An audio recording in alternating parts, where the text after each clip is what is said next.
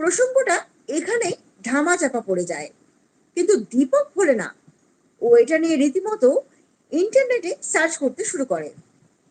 Chowringhee road অর্থাৎ বর্তমানে জওহরলাল নেহেরু রোডের ওপর এই বাড়িটা তৈরি হয়েছিল 1875 থেকে 1876 সালে।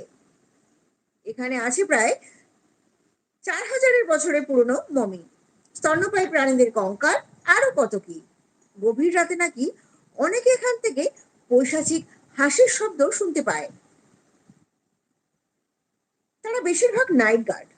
এটি নাকি ভারতের পৃথিবীর সরি এটি নাকি ভারতের বৃহত্তম জাদুঘর।